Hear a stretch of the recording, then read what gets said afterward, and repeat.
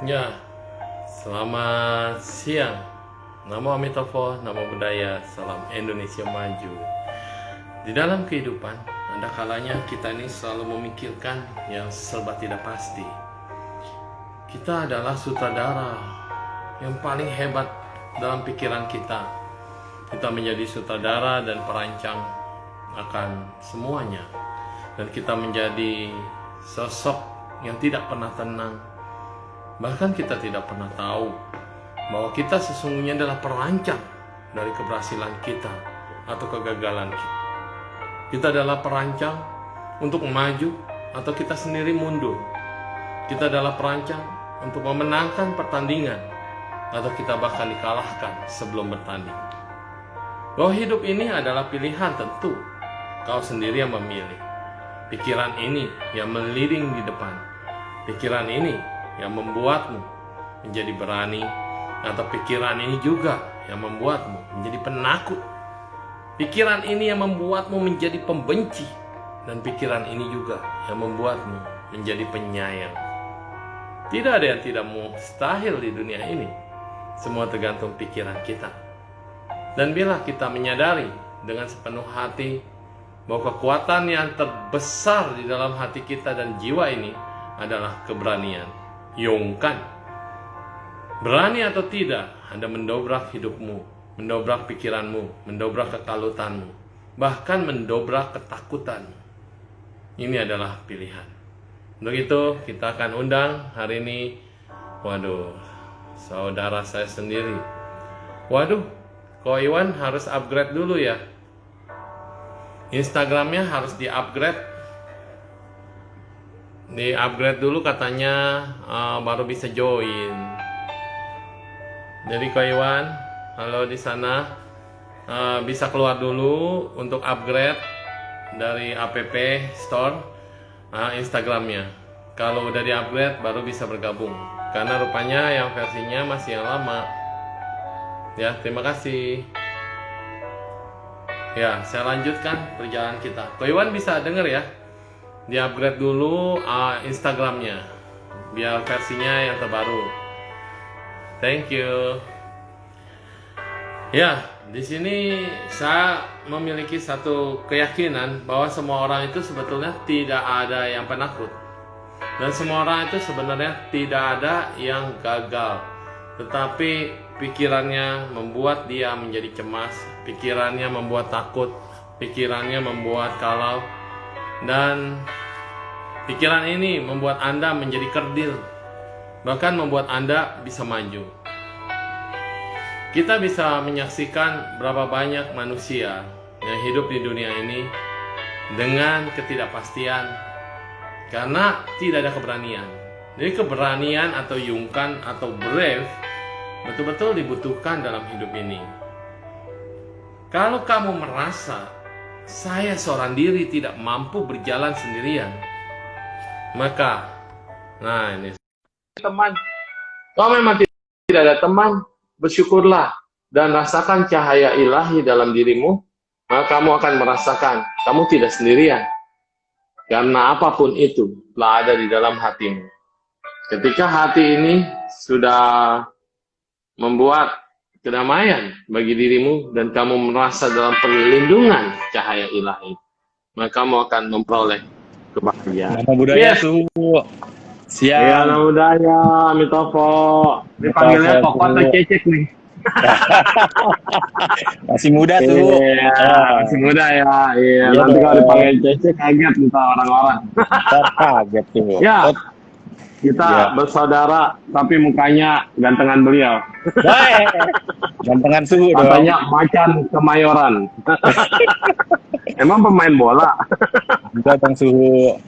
Gimana suhu, sehat? Ya, sehat selalu. Di Bandung ini mendung terus tiap hari, tapi ya lumayan bahagia ya.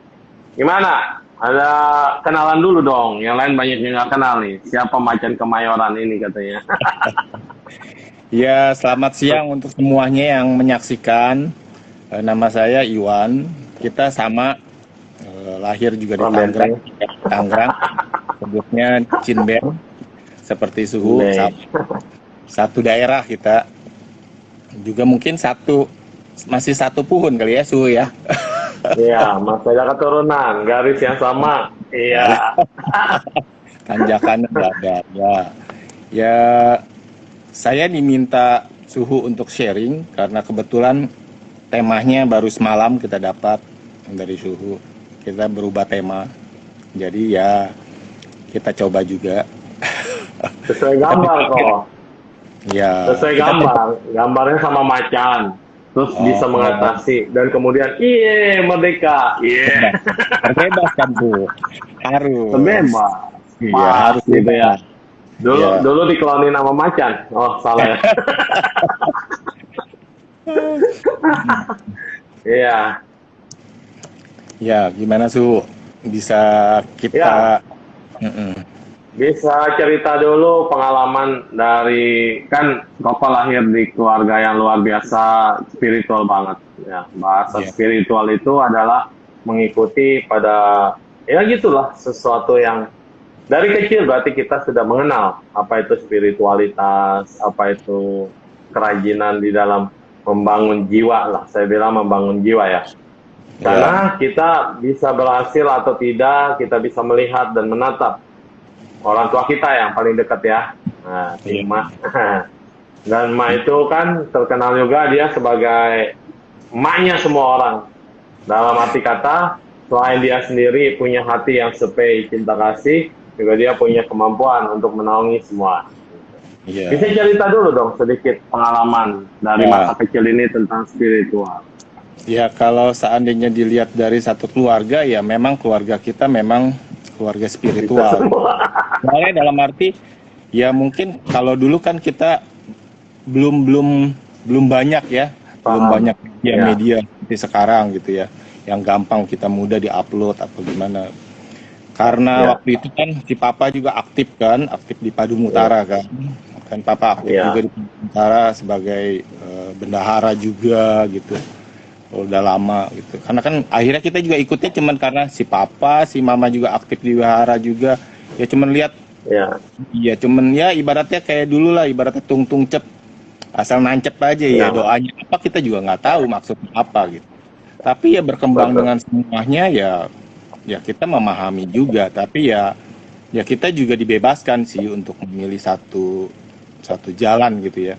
Oh, kamu mau milihnya yang mana atau gimana ya bebas. Di keluarga kita juga ya ada yang bineka tunggal ika. Ada yang tetangga juga ada, keponakan juga ada. Jadi kita semua keep Suhu. Jadi Katolik, Islam, Buddha ada gitu loh. Jadi ya saya dipaham agama ini juga.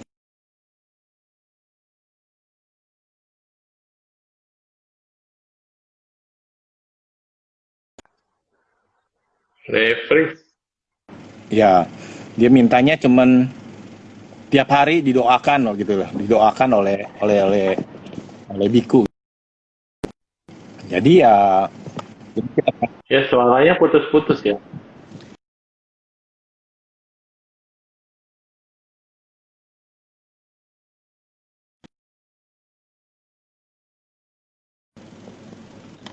Ya, udah jelas Suhu. Ya, oke nyambung. Udah jelas. Nah, udah jelas. Oke, ya lanjut. Ya. Nah, karena dari si Papa sakit itulah kita mengenal gitu ya. Oh, Budi seperti ini gitu. Oh, kayak gini. Akhirnya saya ikut memperdalamin juga gitu. Jadi ya mungkin di antara yang sekian itu ya mungkin ya saya juga paling aktif gitu loh. Aktif dalam arti ya kita kesana kesini nyari sumber lah. Karena kan sebenarnya semua agama kan sama aja gitu. Sumbernya ya satu, kebajikan itulah yang dikembangkan. Jadi ya karena ya sumbernya sama, sebenarnya ya kita nyaman-nyaman aja untuk sekarang ini gitu. Ya sekarang aja juga sebenarnya ya untuk anak-anak saya sendiri juga bukannya saya tidak mendidik mereka dengan agama yang sekarang saya ini gitu loh. Mereka ya bebas, mereka merasa nyamannya seperti apa gitu. Mereka nyaman dengan yang sekarang ini ya nggak jadi masalah buat saya. Yang penting kan ajaran yang selama ini kita pegang ini ya mereka jalani juga gitu. Ya itu dia.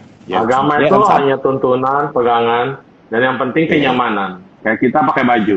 Ada yang senang pakai kaos, ada yang senang pakai jeans, ada yang senang pakai kemeja, ada yang senang pakai jubah. Gitu. Ini adalah kenyamanan dan tidak bisa dipaksakan.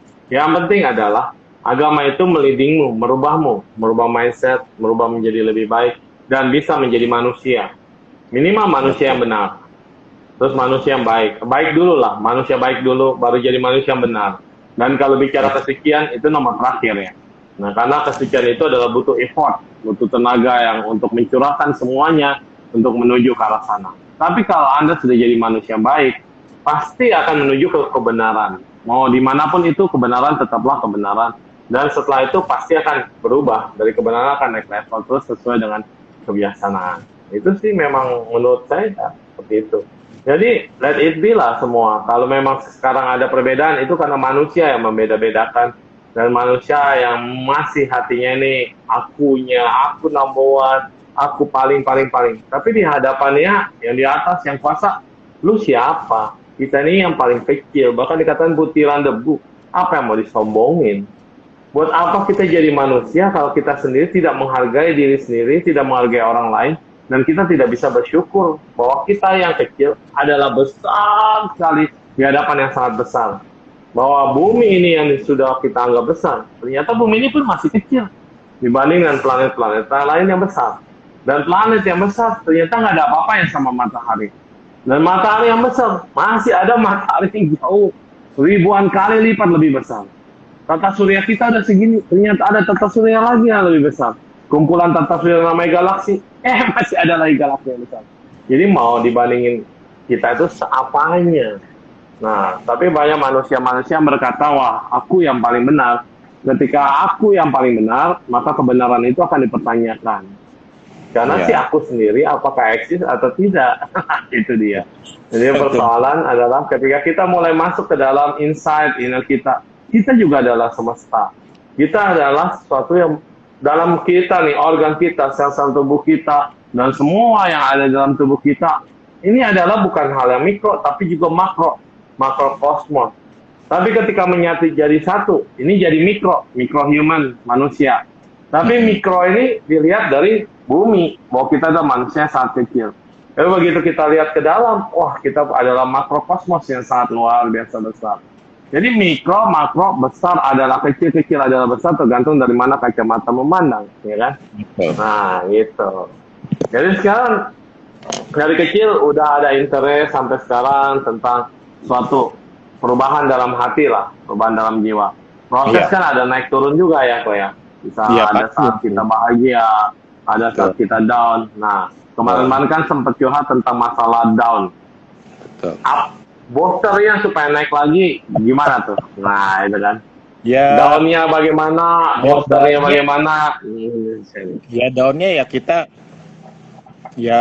kita kan bilang seperti ya sama lah seperti semua orang gitu ya. Jika kita tidak mencapai sesuatu yang kita inginkan, pasti kita akan down juga gitu loh. Iya. Itu dari situ ya kita kan cuma bilang, loh kok kita seperti ini gitu loh. Padahal kita udah berbuat ini. Loh, kenapa timbal baliknya seperti ini gitu.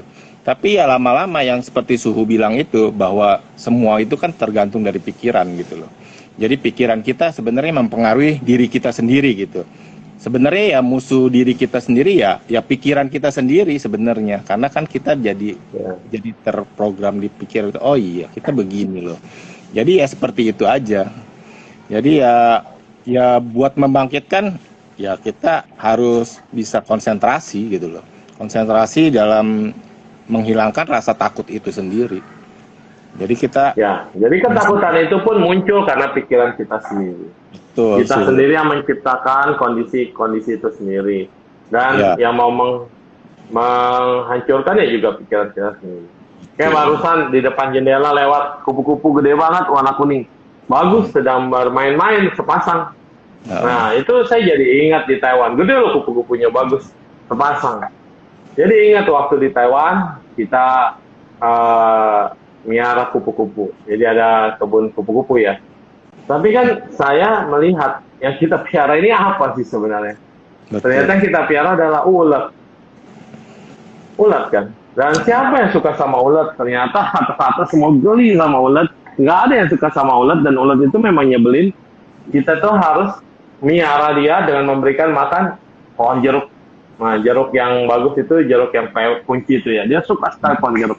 Ini kita beri pohon jeruk banyak, dan kita biarkan ulat-ulat itu di sana. Dan ulat-ulat, kalau petani paling sebel banget sama ulat, ya kan? Tapi kalau dari belajar, ulat itu sendiri juga dia nggak tahu dia bakal jadi kupu-kupu. Dia tiap hari dia cuma ngeliat ada kupu-kupu terbang, ada kupu-kupu main. Wah, dia pasti iri tuh. Dia bilang, tiap hari aku cuma jalannya toet. Satu langkah demi satu langkah gitu kan. Kupu-kupu itu bisa bebas terbang kemana-mana, dan terus kayaknya tidak ada beban gitu. Nah, langkah ulat yang kecil ini, dia cuma berhenti untuk makan, dan makan. Lalu kemudian hari-harinya dia jalan lagi, cari makan, dan makan. Sampai waktunya tiba, dia baru terbungkus di dalam yang namanya kepompong, dan dia membungkus diri memang. Nah, ketika itulah kalau kita udah lihat ada kepompong yang jadi, biasanya itu kita pindahin terus taruh di paku. Jadi ada kerangkang, jadi ditaruh di paku dan ditandain tanggal berapa. Hal yang simpel sebenarnya. Tapi yang jadi renungan kita adalah dia udah kenyang makan, udah merasakan dunia, udah merasakan minder, udah merasakan dirinya jelek, buruk rupa, tidak disukai orang, dihujat karena bolong-bolong daun orang, dan kemudian dia akhirnya pasrah. Dia akhirnya pasrah, menggulung tubuhnya, dan dia bermeditasi di situ selama berapa hari ya? 21 hari atau berapa, saya lupa. Nah, karena dilihat dari tanggal, nanti udah ada harinya, dia akan keluar dari kepompong. Iya, jadi dia menenangkan diri dia, membungkus dirinya, menutup dari dunia luar, dan dia mengubah dirinya. Di situ adalah metamorfosis. Jadi apa sih proses metamorfosis? Adalah ketika kamu merasa tidak berguna, kamu merasa jadi orang itu nggak bisa gesit, jadi orang itu sangat lambat, jalannya aja toet. Lalu kemudian kamu juga merasa sering menyalahkan diri sendiri, ketakutan, takut nanti dimakan sama burung. Karena yang paling doyan ulat kan burung. Dan ayam juga takut dia dengan segala macam, dan akhirnya dia menutup diri dan melakukan introspeksi dalam diri. Dalam waktu tidurnya, dalam waktu samadhi lah kalau kita bilang. Inilah terjadi perubahan pola pikir, perubahan hidup. Udah waktunya keluar loh dia. Dan keren banget ketika mau keluar dari kepompong itu ya, kan pelan-pelan loh. Tapi dia nggak mulai bisa bergerak. Kita kadang-kadang kasihan, nyangkut dia, mau keluarnya itu masih nyangkut. Suka kasihan, jadi dicabut. Wah, itu adalah pantangan. Jangan pernah kamu merasa kasihan sama sesuatu, dan kemudian kamu, karena kasihan, dicabutlah ini dari kepompong. Dan ketika dicabut dari kepompong, apa yang terjadi? Dia tidak akan bisa berkembang. Jadi, ulat mau menjadi kupu-kupu, nggak boleh dibantu oleh tangan-tangan manusia. Jangan karena kita kasihan, lalu kemudian, ayo kamu keluar. Ini saya berpikir di sini ya, sampai tahap ini. Anak kita juga sama. Anak kita ketika dia mau growing up, mau tumbuh, dan kemudian dia punya pandangan sendiri, dan dia mulai mau mencoba. Terus kita nih kepo, kita nih kan kesannya tahu semua. Udah sini, papa bantu. Udah sini, papa lakukan. Udah sini. Akhirnya papanya yang berhasil. Dia sendiri tidak merasa keberhasilan dalam dirinya. Padahal hanya tinggal dikit lagi, satu langkah lagi gitu. Nah, jadi ketika dia dibantu manusia, dia akan mati. Tapi kalau dia normal, dia akan berubah jadi kupu-kupu. Dan itu akan indah sekali. Dan lucunya, kupu-kupu kan ada banyak jenisnya ya. Dan mereka tuh hanya nyari pasangannya yang sama warna, yang sejenis. Bingung, maksudnya bukan sejenis tapi warnanya sama gitu. Nah, yang putih main sama yang putih, yang kuning main sama yang kuning, yang besar main sama yang besar. Nggak ada tuh yang putih sama kuning gabung gitu. Ternyata mereka udah tahu bahwa ada pasangannya dalam hidup ini ya, dalam berbagai macam warna. Dan mereka looking mencari. Setelah ketemu pasangnya, menikah, dan kemudian punya betelor. Biasanya betelor. Setelah betelor, nggak lama pasti kupu-kupu itu mati. Jadi artinya, pencerahan itu sejenak. Pencerahan itu tidak lama. Ketika kamu sudah tercerahkan, kamu sudah terbebas, kamu sudah free, kamu sudah bahagia, dan kamu bisa terbang, menemukan pasanganmu, dan akhirnya bertelur, mati. Dia mati pun dengan bahagia. Dibanding ulat buluk rupa itu mati di tangan insektisida. Iya kan? Iya. Betul tuh. Hmm. Jadi untuk keberanian itu butuh untuk keberanian Betul, butuh ekstra keras, iya. betul. Dan itu harus berjuang sendiri, Ya, nggak bisa minta harus. bantuan orang-orang. Iya, Karena yang bisa menolong diri kita ya diri kita sendiri tuh. betul kok. Hmm. Sebelum keluar jadi kupu-kupu udah menyerah bagaimana? Ya sudah, goodbye my love. Pompongnya udah lama kok nggak keluar-keluar gitu.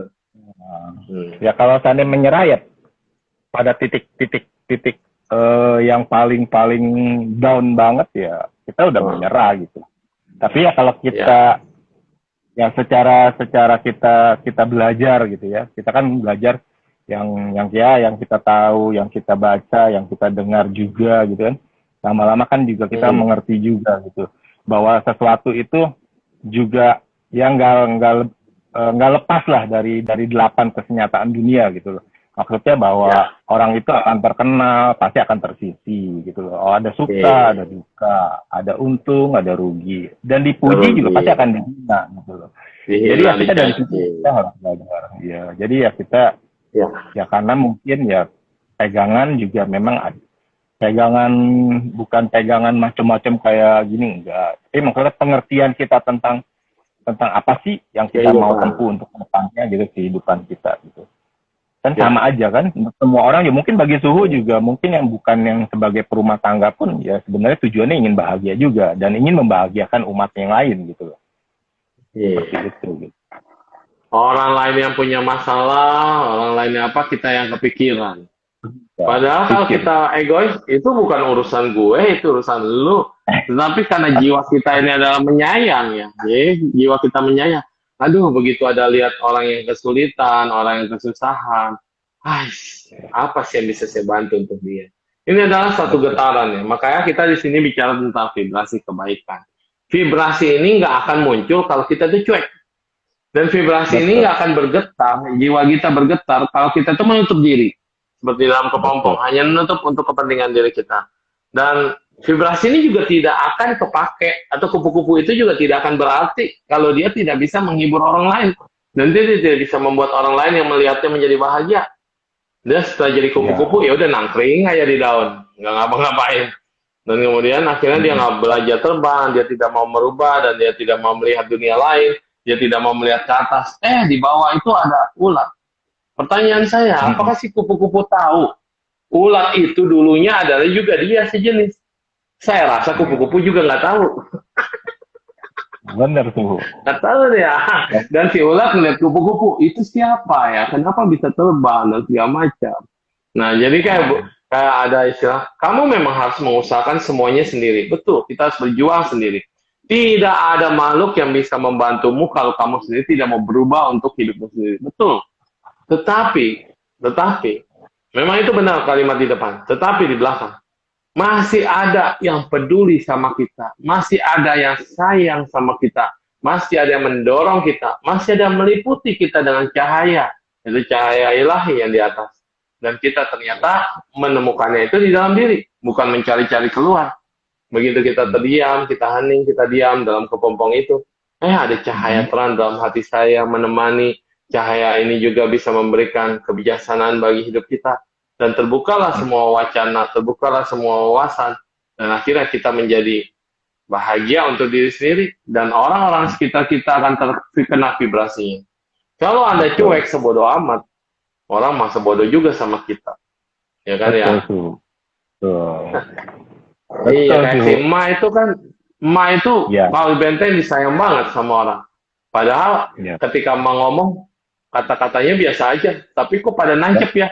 Kenapa Tanggap gitu? ya. Karena mereka mendengarkan, mereka mendengarkan kalimat-kalimat kata-kata mutiara yang mengalir begitu aja dari seorang yang sepuh. Dan mereka mendengarkan dan langsung masuk ke hati. Ada yang banyak berubah. Kalau yang Ya. mereka sendiri, ngomong apa sih ini sih? Emak itu misalnya ya, kayaknya mana bisa lah, nggak mungkin lah. Ya udah, nggak bisa berubah. Benar Suhu. Eh, Seperti itu sih. apa Iya lagi yang mungkin mau di-share? ya ya untuk seperti yang tema yang siang ini ya kita memang harus punya gitu, harus punya ada yang seperti suhu itulah, tidak bisa sendiri juga gitu. Memang ada beberapa yang mensupport kita gitu. Kita dalam arti ya mungkin bagi yang berumah tangga mungkin ada anak gitu ya, ada anak sebagai motivator kita juga kan gitu.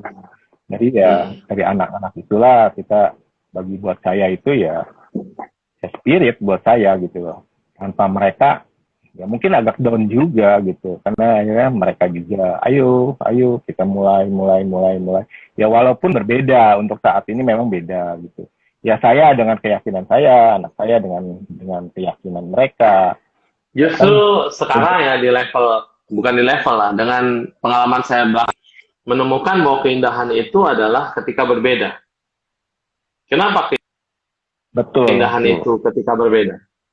Karena kita berusaha untuk menerima dia, dan dia berusaha untuk menerima kita, dan kita saling melengkapi. Tapi kalau kita menjadikan betul perbedaan itu sebagai perdebatan, itu akan jadi awal permusuhan dan akhirnya kita jauh. Tapi karena perbedaan betul itu adalah satu keindahan, kita mau mendengar, kita mau belajar, dan dia juga mau mendengar dan mau belajar. Akhirnya indah gitu. Dan itu saya baru ya rasakan kebersamaan ini di vibrasi positif maupun di vibrasi kebaikan. Dan sekarang ada vibrasi cinta kasih katanya. Dan ada grup setiap pagi ada grup meditasi, healing. Nah itu ada Pak Indra tadi kayaknya maksud. Itu juga bagaimana batin kita bisa memaafkan orang, bagaimana bisa berterima kasih, bagaimana kita bisa mengucapkan syukur. Nah ini ketika kita membuka diri kita, cahaya-cahaya itu tiba-tiba masuk dan nggak perlu kita minta-minta, nggak perlu memohon. Kita sudah bersama dengan semua semesta ini. Dan yang katanya ada magnet ini, magnet itu, betul. Ketika Anda sudah membuka hati kita, ada aja semuanya. Jadi kita nih ada muncul, rezeki juga datang, kebahagiaan juga datang, dan segalanya datang. Kenapa? Kita sudah tidak memblocking diri kita lagi, kita sudah tidak dalam kepompong lagi, dan kita tidak menutup diri, tapi kita membuka ini selebar-lebarnya, dan kita bersyukur dan merasakan kita adalah bagian dari semesta, dan semesta adalah semua saudara-saudara kita. Semua siapapun yang namanya manusia adalah manusia. Bukan karena labelnya, bukan karena kulitnya, bukan karena agamanya, bukan karena sukunya, tapi semua adalah semesta yang hidup dengan cinta. Dan ketika kita memiliki cinta ini, kita bisa saling memahami satu sama lain. Dan itu indahnya di situ sih. Iya. Tapi kalau seandainya dibilang takut, pasti ada rasa takut tuh. Ya, ada memang manusia membuat kita takut. Ada. Karena Ya, kenapa dia seperti itu? Karena kita menganggap dia begitu. Maka muncul ketakutan. Kalau kita memahami dia, itu karena levelnya masih di situ. Mungkin dia membutuhkan lebih banyak lagi kasih sayang, cinta kasih. Sehingga kita ujungnya jadi berani. Ada satu Master Shingin punya murid namanya Master Sinting ya. Sinting Hasang atau kita panggilnya Ting Hasang. Dan Ting Hasang ini waktu itu diundang ke Brasil. Brasil atau New York ya? Saya lupa ya. Kalau nggak New York, ya Amerika kayaknya. Amerika. Di tengah-tengah, dia ditodong pakai pisau sama orang yang inilah penodong. Dan Ting Hasang hanya senyum. Dan dia kan cari cinta kasih. Dan kemudian, why you are not afraid? Kenapa kamu tidak takut? Buat apa saya takut? Saya melihat kamu, malah saya ingin memancarkan cinta kasih saya pada kamu. Dia bilang, kamu kasihan. Hidupmu penuh kekurangan dan kebencian. Terus, yang monodong ini jadi bergetar tangannya. Karena cinta kasih yang dipancarkan itu begitu tulus, ini udah pisau dari sini. Tapi dia nggak takut dan malah tersenyum dan memberikan cinta kasih. Ini kayak di center gitu dia bilang, tong gitu kan. Nah terus dia bilang, dia mulai bergetar. Terus kemudian, kalau seandainya pisau ini kamu gunakan dengan baik untuk bekerja, untuk melakukan apa, ini kan sangat bermanfaat sekali. Tapi kalau kamu hanya untuk melukai, dan akhirnya kamu akan menderita hanya karena pisau yang netral, tapi pikiranmu tidak netral. Wah, ngomong begitu, kayak bahasa Inggris ya. Dan dia makin bingung lagi, Mungkin bergetar lagi dan kemudian katakan, kamu butuh apa? Saya akan mensupport kamu. Dan you know, I'm Shaolin Master. Kata-kata terakhirnya penutupnya I'm Shaolin Master. Orang mulai dengan kata Shaolin langsung pikirannya tuh kan iya udah langsung juga. Pertama dia tenang, terus kedua dia tidak takut, terus ketiga kata-kata penutupnya closingnya I'm Shaolin Master.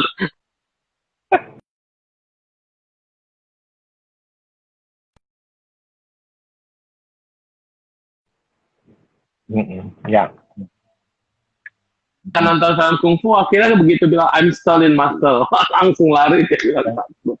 Nah, jadi memang jangan ngomong Shaolin dulu di depan. Kalau dia bilang ngomong Shaolin dulu di depan, wah udah nantangin pasti berantem kan. Tapi karena cinta kasih itu di depan, leading, dan kamu tidak takut dan tidak gentar. Nasihat wisdom di tengah, ini cinta kasih tambah wisdom. Meta ditambah dengan panya, trustnya, kebiasaan. Terus terakhir kata-kata itu yang membuat I'm Shaolin Master. Dia ngomonginnya bukan dengan sombong, tapi dengan tenang. Nah, akhirnya itu selamat. Terus ada juga sih satu lagi cerita kalau di Brasil yang tadi di Brasil. Itu Brasil itu wihara atau apa nggak boleh tutup kunci pintu. Jadi wihara itu harus terbuka dan tidak boleh dikunci. Kenapa? Katanya itu banyak yang maling atau banyak yang nyolong gitu kan, banyak yang rampok. Kalau kita kunci berarti kita menutup diri katanya. Dan kalau menutup diri kita bisa habis. Tapi karena wihara itu kan terbuka open. Dan terus kemudian kalau ada yang datang itu ditanya. Kan pakai masker, pakai topeng gitu. Mau gini, mau ngambil apa. Terus tanya, apa yang kalian butuhkan? Kalau kalian memang membutuhkan kesulitan ekonomi, bawa anakmu kemari. Kita akan adopt dia, akan sekolahkan dia, akan bimbing dia gitu. Dan akhirnya dari beberapa kali kasus, mereka yang jadi leader tim ke depan karena cinta kasih itu. Jadi orang pertama niatnya jahat, tetapi kemudian dibalas dengan cinta kasih dan ditanya kebutuhanmu apa gitu kan. Nah, bisa berubah, tapi ini butuh keberanian. Kalau nggak mah, habis kita. Dan cintanya memang harus sudah teruji. Jangan praktekkan di rumah gitu. Apa pacarin cinta senyum-senyum. Apa lu senyum-senyum? Saya mengasihimu. Dan kemudian bisa salah kaprah. Jadi yang saya ceritakan di depan adalah buat orang-orang yang sudah prakteknya luar biasa dalam cinta. Jadi ini harus dilatih sih, ya betul. Ada cerita apa lagi kok yang bisa di-sharing di sini? Ya sebenarnya dari yang tema kita ini hari ya, kenapa sih kita harus takut gitu loh untuk menghadapi satu kehidupan ke depannya gitu loh. Ya, semua orang pasti ada rasa takut, tapi ya takut itu tidak harus berlebihan lah. Karena kan ya apalagi kita kan mulainya dari keluarga kecil dulu ya, Kalau dari keluarga kan kita gitu ya. Kalau kita lihat dari yang lain-lain mungkin kita agak sulit. Sulitnya kan yang seperti Suhu tadi. Mereka banyak bicara seperti ini, kita nggak ngalamin gitu loh. Sedangkan kalau kita yang ngalamin sendiri, kita pasti akan beda gitu loh. Langsung plok gitu ya, kerasa. Ibaratnya seperti kita kalau kita udah jatuh tempo pada diri kita sendiri, apa yang harus kita perbuat gitu loh. Kadang-kadang kan kalau kita cuman bisa sharing, tapi pas jatuh pada diri kita sendiri juga bingung juga tuh. Nggak bisa banget. Iya betul. Gitu. Jadi ya gimana ya, kita mau ini kadang-kadang juga kita terperosoknya juga kalau kita salah gitu ya, salah dalam sharing ke seseorang seperti itu, mungkin malah lebih dalam lagi jurang yang kita betul. Gitu. Bikin. Jadi akhirnya kita menyalahkan juga. Oh iya, kenapa harus yang sekarang yang kita pegang seperti ini? Oh, ternyata dia lebih enak gitu loh. Dia seperti ini aja udah langsung, wah iya, ternyata begitu pindah ke sebelah dia udah bisa berbuah lagi gitu loh. Oh, kenapa kita udah lakukan semua yang terbaik lah ibaratnya untuk seperti yang kita lakukan saat ini itu. Kenapa kok tidak sesuai dengan keinginan kita gitu loh. Akhirnya ya kembali lagi akhirnya kekecewaan, rasa was-was, ketakutan gitu. Wah, ketakut nanti anak begini ini, oh nanti anak meninggalkan kita, anak nanti karena beda seperti ini beginilah apa. Ya tapi ya seperti yang suhu, balik lagi yang tadi dari pembicaraan bicara suhu yang pertama itu, pembukaan itu, ya pikiran ya pelopor sih sebenarnya. Dari semuanya itu ya pikiran kita yang harus kendalikan gitu. Ya seperti suhu mungkin kita harus ya belajar meditasi, menenangkan diri. Jadi ya kita bisa melenyapkan lah, ibaratnya melenyapkan dari rasa ketakutan itu. Kita jadi ibaratnya menyadari lah apa yang sedang kita lakukan pada saat ini, apakah kita sedang ini. Jadi nggak ada rasa was-was, khawatir. Biasanya kan tingkatannya seperti itu, Su. Kita pertama-tama rasa was-was dulu. Cemas, mulai dingin badan, kemudian keringatan. Terus ya seperti yang kemarin tuh, curigaan. Suhu nodong, ayo ikut gabung live IG. Aduh, udah was-was juga. Apa yang harus dibicarain ya, bingung juga. Lama-lama, oh ya kenapa kita nggak bisa lepas gitu loh, karena kan juga tergantung pikiran kita juga, apa yang kita mesti takuti gitu loh, karena suhu minta kita berbuat baik gitu loh, karena ladang yang udah disiapkan kenapa kita tidak menanamnya gitu. Akhirnya hilang juga sih rasa ketakutan itu, was-wasnya kuat. Pertama waktu yang suhu DM saya aja dia bilang live IG cek Desember, aduh suhu nggak salah. Suhu nggak salah orang ini kan. Enggak, kalau ngajak cek Jojon kan dia udah bicaranya udah yang lain-lain. Kalau yang satu ini bicara kehidupan, tapi masih dalam skup begini gitu. Jadi skup gini, mau maju, lihat-lihat dulu, ngintip-ngintip dulu, segala macam. Makanya kemarin di Senggokong, saya bilang, kenapa ada dewa yang Qianli melihat untuk 1000 langkah? Kenapa dia harus mendengar? Ini betul, mau melakukan apapun kita memang harus ngelihat. Tapi ngeliatnya jangan kelamaan, Bo, ya. Semuanya kita lihat-lihat terus, kita nggak jalan-jalan. Dan we don't do nothing, gitu. Terus kita cuma dengar-dengar, yang masuk bukannya yang positif, malah banyakkan yang negatifnya. Dan inilah kenapa kita harus bisa melihat yang baik dan mendengar yang baik. Yang nggak baik, nggak usah diperhatikan. Karena ini kan untuk kemajuan kita sendiri. Dan keberanian itu adalah ketika kita sudah mengatakan, iya saya bisa. Terus nanya lagi, bisa apa ya? Nggak apa-apa, yang penting ngomong dulu saya bisa. Karena begitu kita bilang saya bisa, itu booster loh. Tapi nanya lagi, saya bisa apa ya? Nggak apa-apa, itu pertanyaan lanjutan. Tapi yang pertama adalah saya bisa. Dan ketika saya bisa, mindset kita udah disetting nih. Wah, saya mau belajar. Ketika bilang saya mau belajar, kemudian satu langkah lagi lebih depan. Wah, emang kayaknya saya bisa. Emang kayaknya. Masih ada emang dan si kaya gitu. Emang kayaknya saya bisa. Nah, ada satu booster lagi tuh namanya bersyukur dan tekad. Ketika kita bersyukur, kita menerima kekurangan kita. Iya, saya kekurangan. Dan saya juga menerima kelebihan kita. Saya pasti punya kelebihan yang terdalam. Saya ini belum keluar. Kenapa? Emang kupu-kupu mikirin dia bisa dulunya jalannya begini. Dia bisa terbang. Kan enggak. Tapi kemungkinan untuk terbang itu ada dalam ulat kan. Potensi untuk terbang itu ada dalam si ulat. Tapi kapan? Kan pertanyaannya begitu. Tapi ketika ulat itu berkata, saya pasti bisa melewati masa-masa saya jalan going, terus cuma makan tidur. Akhirnya dia bisa lepas dan bahagia.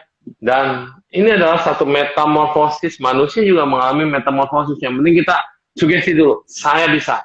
Setelah saya bisa, saya pasti bisa. Saya akan menjalaninya. Dan saya mungkin bisa. Ada masih kata mungkin, emang bisa, dan segala macam. Dan selanjutnya saya mau belajar. Dan ketika saya menerima saya mau belajar, saya akan mencoba. Dan ketika mencoba, ternyata saya bisa.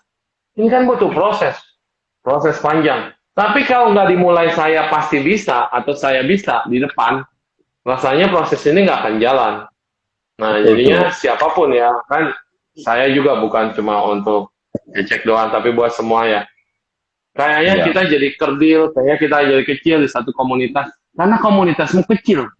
Coba kembangkan sayapmu dan besarkan lingkunganmu, dan kamu akan menjadi bertemu sesuai dengan magnet. Ketika kamu mau membuka hati, tiba-tiba ada teman baru masuk, tiba-tiba ada komunitas masuk, ada tiba-tiba ada pencerahan baru, lingkungan baru dan segala macam. Ini yang saya alami gitu ya. Jadi ketika kita Betul. spread sayap kita, wow, so beautiful ya. Ketika kupu-kupu mulai terbang, ternyata dunia bukan cuma hijau-hijau dan hijau, ternyata banyak warna-warni. Ada iya.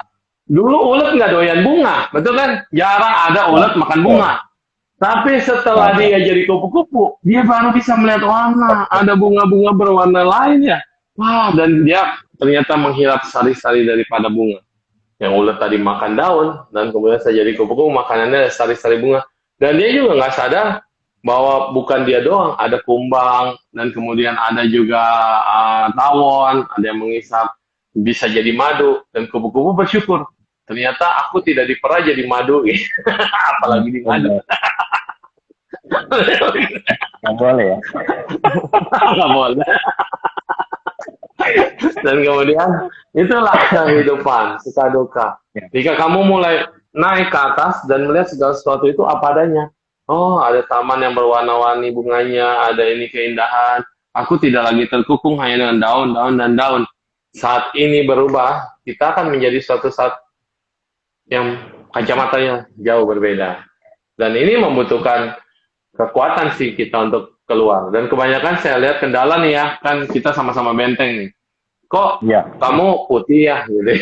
Katanya orang benteng kan hitam, atau dibilang Cina benteng itu Cina gosong. Ya memang mungkin kita dulu pemimpinnya atau gimana gitu kan. Yang lain ABK. Bukan begitu. Tetapi maksudnya Anda terlahir di keluarga yang lebih baik.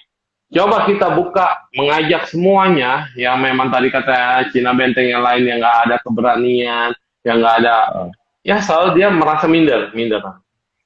Rangkul mereka semua, ayo loh kita semangat, kita harus maju mengatasi segala rintangan. Karena kayaknya Tangerang ke Jakarta kan nggak ada jarak ya sebenarnya, cuma deket banget ya. Tapi begitu keluar perbatasan, langsung orang itu ciut.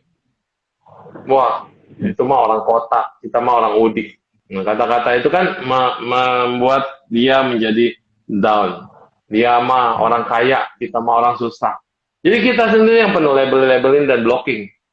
Padahal sungguhnya nggak ada jarak antara kita dan tidak ada perbedaan antara kita. Dia bisa begitu karena dia usaha.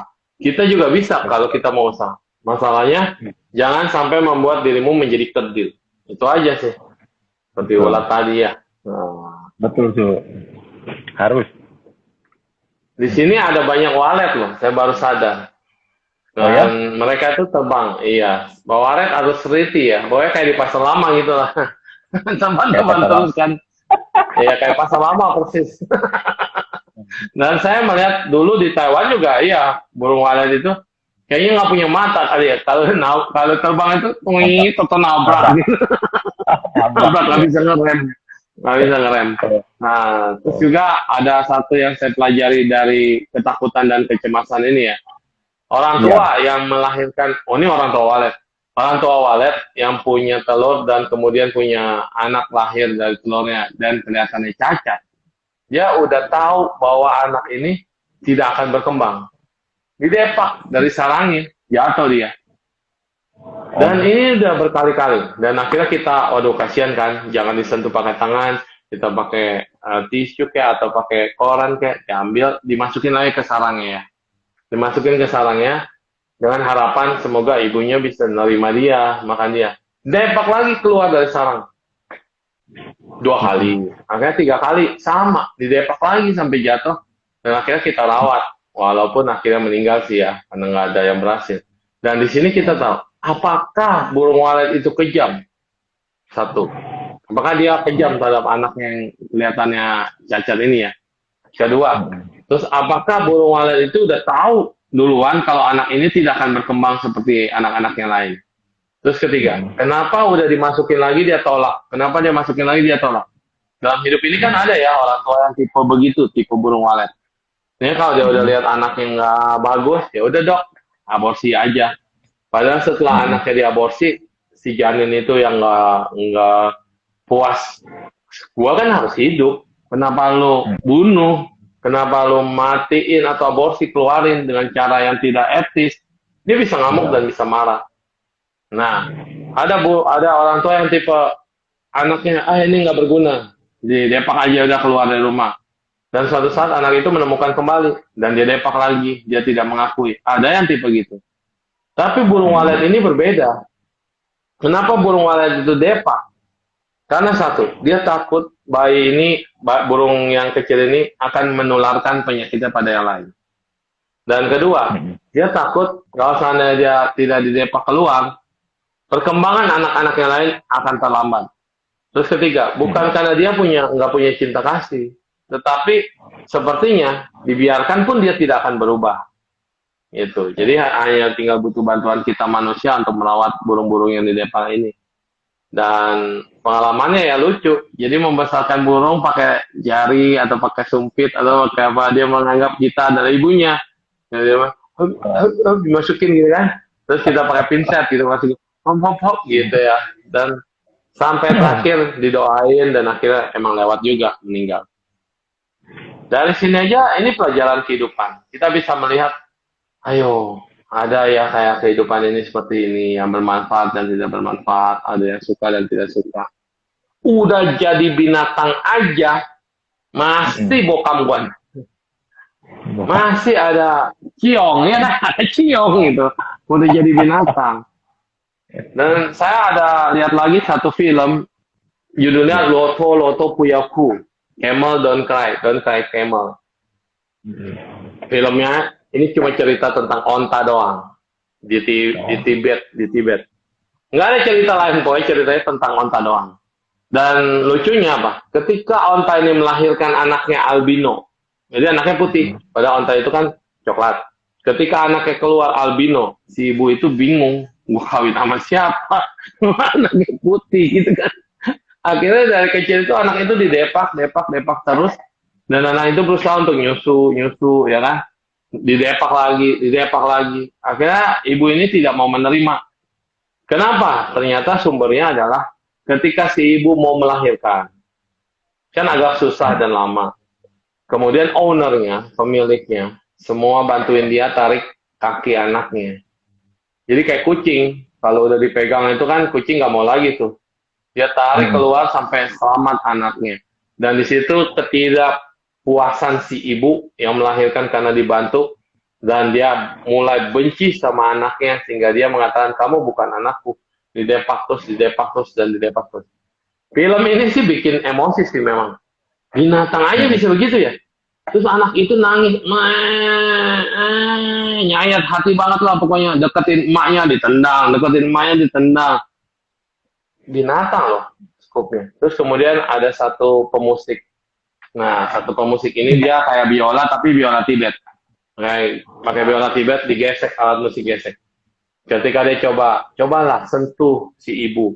Kasih dia getarin cinta.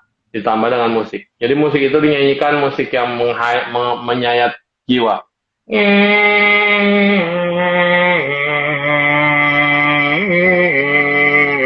Gitu, bukan menyayat gitu ya.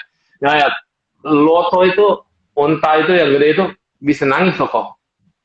Bisa nangis. Tapi yang itu nyanyiin. Gitu, pokoknya pakai bahasa Tibet yang suaranya kau di padang pasir tinggi banget. Dia sentuh dia sampai menerima, dideketin, masih ngelengos. Anaknya dideketin, masih ngelengos.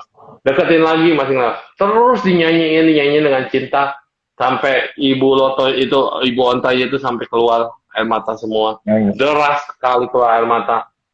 Mulai dideketin lagi anaknya. Dia biarin anaknya menyusui. Binatang yang keras bisa dirubah menjadi berubah. Dan bisa menerima anaknya sendiri. Dengan apa? Tangan, cinta, getaran suara, dan getaran lagu serta musik. Binatang bisa berubah kok. Yang tadinya nolak, tadinya tendang-tendang, akhirnya sekarang dia bisa menerima anaknya. Dan mereka bisa berjalan bersama kemudian. Kenapa manusia tidak? Ini kalau ada cerita yang orang tua benci anaknya, atau anak benci orang tuanya, terus kemudian terjadi masalah di keluarga, ini terlalu besar sekali, dan akhirnya jadi permusuhan. Itu suruh nonton film itu. Sunatan camel punya don't cry. Artinya binatang aja bisa nangis. Dan ketika dia berserah itu ya, jadi kata syukur, berserah, menerima, acceptable, allowed gitu. Pokoknya kata-kata positif apapun yang itu untuk menerima, ternyata kita mengeluarkan semua kesedihan, kita mengeluarkan semua air mata, dan kita mencurahkan semua, lega dia. Tidak ada kebencian yang besar. Dia memaafkan anaknya, ya kan anaknya nggak salah apa-apa. Yang waktu kasihan adalah ketika anaknya ini di padang pasir ada badai yang sangat kencang sekali. Dan kemudian dia nangis, ibunya cuek aja. Karena batinnya udah kaku ya, udah keras ya, sebodoh amat, lu bukan anak gua. Tapi ketika tersentuh dan dia merasakan keibuannya muncul, dan penyesalan itu bebannya semua sudah hilang, baru dia merasa, kamu adalah anakku, nak. Kenapa manusia nggak bisa? Itu dia. Benar tuh. Ya kan? Betul. Jadi saya udah kasih jawaban dari berbagai pertanyaan yang tidak sempat ditanya ya. Ya tuh. Oke, tinggal 5 menit. Waktu kita masih ada 10 menit. Masih ada 10 menit. Ada pesan-pesan kebaikan kepada siapakah yang kau ingin sampaikan? Silakan di sini sampaikan. Semoga pesan ini bisa mengubah mindsetnya selama ini tentang Koko atau tentang dia gitu. Jadi silakan sampaikan di sini pesan untuk orang spesial yang masih terasa kayaknya ada ganjalan atau ada beban. Ungkapkanlah di sini. Saya akan bantu. Amin, Tofo. Sebenarnya untuk kedepannya ya bukannya kita ini untuk semuanya ya Bu ya. Kita berbicara untuk khusus bahwa ya global. Yang khusus nggak ada. Dikasih kesempatan yang khusus di depan nih. Yang khusus. Ya kita harus universal juga. Kita harus universal. Ya, kita harus itu di belakangan itu belakangan. Menit belakangan. Oh iya. Harusnya ya. Yang khusus dulu. Semua itu sebenarnya sumbernya sama. Kita mencari kebajikan dan kebahagiaan gitu loh. Siapapun itu orangnya pasti menginginkan seperti itu gitu. Dan untuk kayak kita untuk anak-anak nggak ada rasanya anak-anak yang mau maksudnya orang tuanya kayak begini nggak ada rasanya itu. Tetap anak itu menginginkan orang tuanya kayak gini ya seperti yang mereka dulu lihat gitu loh. Itu kan sebenarnya seperti itu gitu loh dari besar ya. Tapi bagi kita juga sebenarnya nggak ada kok. Kamu udah bagian yang seperti kayak suhu yang tadi seperti onta itu. Rasanya apalagi ya suhu yang bilang itu seperti yang tadi. Nggak mungkin lah. Apalagi kan kita sebagai orang tua gitu ya. Kita memberikan mereka satu pilihan gitu loh. Pilihan, oke, kamu ya cocok dengan baju yang seperti sekarang ini gitu. Kita tidak bisa memaksakan mereka, kamu harus tiap hari pakai baju batik. Kan juga nggak bisa tuh. Ya mungkin pada saat-saat tertentu mereka juga akan menggunakan gitu loh. Mungkin nanti acara mereka akan menikah pun mereka akan menggunakan adat kita juga gitu loh. Ya seperti kita menginginkan ya tapi ya kita juga nggak boleh juga sih memaksakan satu keinginan kita kepada seseorang gitu loh. Apalagi kita terhadap anak, terhadap siapapun juga lah. Karena kenapa gitu? Kalau keinginan kita yang kita paksakan itu tidak dapat, tidak sesuai, akhirnya akhirnya melukai diri kita. Banyak orang, gitu. Ya diri kita dan orang lain, betul. Betul. Jadi keinginan yang tidak tercapai itu yang akhirnya membuat kita kecewa, gitu loh. Kecewa, akhirnya dari kecewa itu juga akhirnya timbul lagi rasa ketakutan lagi, gitu. Takutan atau timbul lah pasti. Jadi, karena itu ada hubungan. Sekarang harus di-upgrade lagi pemikirannya bahwa tadi kita bicara tentang batik, bicara tentang kemeja. Marilah kita bicara tentang pakaian. Ketika bicara tentang pakaian, kita tidak lain bedakan itu batik atau itu polos atau apa. Karena kita sudah bicara tentang pakaian. Dan ketika kita bicara tentang pakaian, siapapun akan bisa menerima. Pakaianku adalah pakaianku, pakaianmu adalah pakaianmu. Tapi kalau kamu mau nyoba silakan, no problem. Oke, itu bicara tentang pakaian. Terus kedua, ketakutan yang cemas adalah Kadang kita terlalu dibayangi masa depan. Dan masa lalu kan sudah berlalu, kita udah tahu itu udah berlalu. Tapi masa depan itu kan dirancang dari masa sekarang. Kalau sekarang ini kita masih menggembok hati kita, misalnya menganggap aku benar dan kamu salah, kamu benar, aku yang salah. Masih ada kata salah antara dua belah pihak atau saling menyalahkan. Ini nggak akan nyambung. Tapi kalau mengatakan kamu benar karena kamu merasa benar, aku benar karena aku merasa benar, dan aku juga punya kesalahan loh. Karena aku salah, maka kamu melihat aku salah. Dan ketika kamu bersalah, aku juga melihat kamu bersalah. Jadi sebenarnya salah dan benar itu hanya persepsi. Tapi kalau kita mengatakan kita sedang berbicara tentang perasaan. Perasaan yang berlandaskan pikiran ke depan bahwa saya ingin menjagamu dan kamu menjagaku. Bukan kita dengan membatasi tembok, tapi kita bisa lebih memancarkan lagi cinta kasih. Walaupun nggak nyambung, ada wifi. Nggak usah pakai kabel, nggak apa-apa. Ketika suatu saat gelombangnya sama, receivernya sama, pasti akan nyambung, wifi. Tapi kalau receivernya belum sama, gelombangnya tetap ada di mana-mana. Ya, frekuensinya tetap ada di mana-mana, dan frekuensi ini tinggal nunggu kapan masuknya aja. Dia akan masuk, walaupun tanpa kabel. Nah ini dia yang dikatakan begini. Dan ketika frekuensi ini akan masuk, terimalah dia apa adanya, dan kamu akan mulai bisa berkomunikasi dan dengan cinta. Yang universal baru silakan monggo. Nah, yang universal ya kita ya untuk kita semuanya gitu ya. Apapun itu latar belakang kita, ya kita harusnya ya tidak. Yang pertama itu tidak ego gitu. Karena kan kalau ego biasanya kan timbulnya macam-macam lah. Yang kedua ya yang gue bilang kita harus mensyukuri. Terus yang ketiga ya sebenarnya di kita sebenarnya apapun itu sumbernya sama. Kita ingin berbuat baik, kita ingin bahagia gitu, kita ingin terbebas dari ketakutan, kita ingin terbebas yang seperti saya bilang penderitaan gitu loh. Kita juga ingin terbebas dari kesakitan, ketakutan juga gitu loh. Itu sama lah sebenarnya. Jadi sebenarnya intinya apapun itu untuk saya sendiri juga nggak peduli gitu ya. Yang penting kita menjalani semua itu, ajarannya itu sebenarnya sebaik-baiknya. Ajarannya kebaikannya itu ya, yang kita maksud. Ya untuk rekan-rekan semuanya itu ya lebih baik ya. Sebenarnya enak kok gitu loh. Kita nggak perlu rasa takut begini-gini. Wah ya ini. Sebenarnya kita jalani semuanya itu dengan pikiran yang plong aja gitu. Ya positif aja.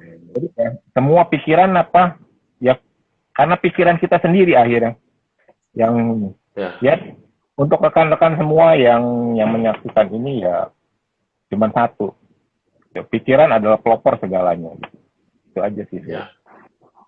Betul. Jadi kadang-kadang ada sesuatu yang perlu ngomongin, ada yang perlu dirasakan, dan memang itu udah dalam hati kita. Ketika kita bisa menilai orang hanya dengan omongan, maka orang itu hanya baru sebatas omongan. Ketika kita bisa menilai seseorang dengan pikirannya, berarti dia sudah lebih maju lagi bahwa dia sudah berpikir untuk kedepannya. Bila melihat seseorang dari perbuatannya, maka kita hanya menilai orang dari covernya, apa yang kelihatan perbuatannya. Karena yang paling susah dalam menilai pikiran. Dan kita nggak perlu peduli orang itu pikirannya baik atau buruk kepada kita. Tapi kita terus pancarkan, vibrasi ini pancarkan. Wifi yang kupasang adalah wifi kebaikan. Silakan diterima buat channel yang frekuensi yang sama. Yang belum sama, ya silakan nunggu sampai nanti frekuensinya sama. Ya karena gini juga tuh, karena kan kita sebenarnya apa yang kita lakukan kita merasa kita baik gitu loh. Tapi belum tentu bagi mereka yang menerima kan. Betul. Oh, kok lu itu kamu begini-gini kan beda gitu. Akhirnya ya kita ya going aja lah gitu. Ya kita merasa lebih ini. Inilah keindahan dalam hidup dan kita harus terus mengembangkan ini sampai menuju pada kesadaran yang lebih tinggi lagi dan waktu kita juga udah mau habis. Jadi terima kasih atas sharingnya dan mohon maaf saya lebih banyak yang berbicara. Semoga benar-benar bisa bermanfaat. Terima kasih Suhu. Terima kasih semuanya dan semoga semuanya bisa memperoleh kebahagiaan. Merdeka, Nanti bebas, bebas. Bahagia kan? Udah bisa kan? Lega. lega tuh, terbebas Ya, dari semuanya. Allah. Bye.